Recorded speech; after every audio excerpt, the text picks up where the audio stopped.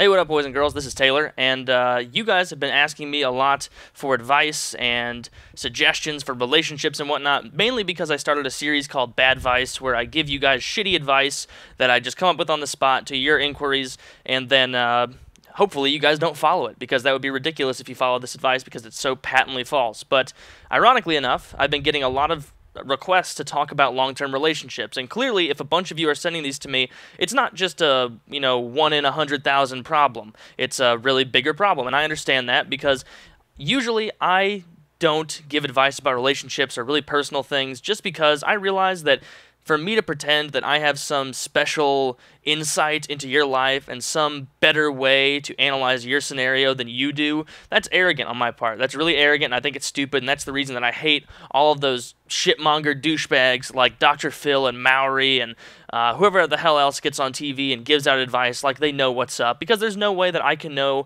your situation or your significant other or the subtleties of your relationship better than you, and to pretend that I can is silly. So I'm just talking about this from a very, very, I guess, distance, ironically enough to say the word distance, but I'm talking about it very distance. I don't want to pretend like I'm imposing anything on you because you guys clearly know your situation better than I do, but let me say, if you guys are waiting and running out the door like, come on, just say your advice so I can leave, just say it so I can leave, in which case, screw you, dude. I should just wait till the very end to say it, just to spite you. You, Ted, right there, sitting in your blue armchair.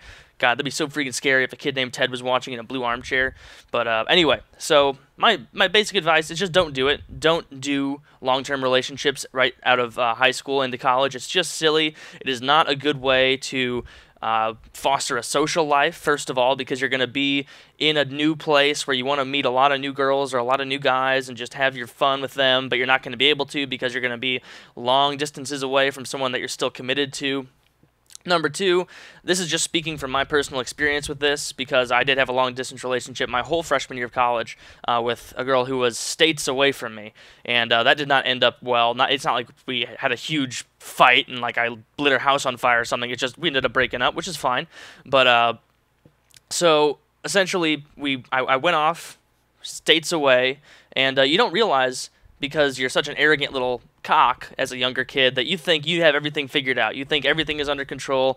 My parents, my grandparents, my friends, they would all tell me before I left and before I graduated from high school, like, hey, are you sure you want to date this girl this far away? Because really, the only experience you have dating this girl is like a year or so in high school over some summers, and then essentially you get to see her every day. Not even essentially you get to see her. You definitely get to see her every day. You can go to her house whenever you want. She can come over to your house whenever you want. You can just meet up and go on a date or whatever the hell you want to do at any time. And so it was never like we had to fight through any difficulty and have to say, you know what, I won't see you in a month, but I'll call you every day or something like that, which I just hate. That's the reason that I don't advise it for you guys, because she wanted to be on the phone all the time, and I just hate talking on the phone. I don't care.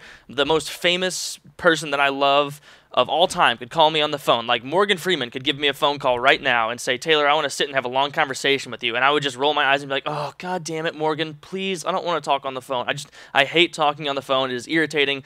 It just dilutes social interaction. It's almost as bad as texting. But at least with texting, it's over really quickly. So hate talking on the phone, but she would want to talk on the phone every day. And you don't think about stuff like that before you go on a long-distance relationship.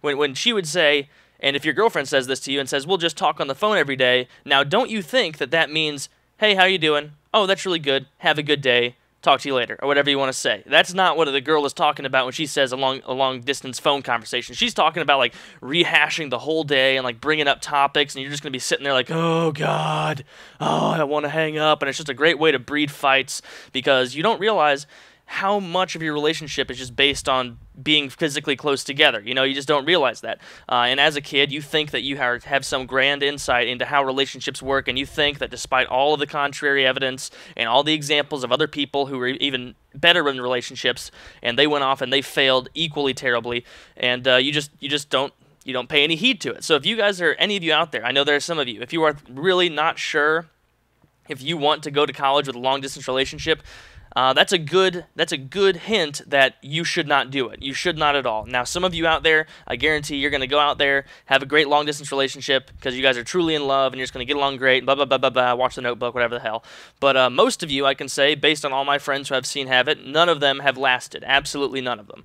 It's not a good thing to get into. I've been rambling on about this for too long, most likely, but it's just not good. And the biggest thing I can stress again is it's really going to damage your social life there because as a guy getting into college, all I wanted to do was go out, get drunk, meet a bunch of girls, and have a good time. And when you have a long-distance relationship with a girlfriend, you can't do that. You're not allowed to go out there and do that. I mean, you are allowed to do that, but I didn't because I'm not a scumbag cheater, but I wouldn't go out and do that. And that's really, really going to damage you because your friends are going to come say, hey, you want to go out tonight to this party? And you're going to think, yeah, I would, but I mean, if I'm really, really drunk around a bunch of girls, I'm probably going to do something I'll regret, and so you won't do that.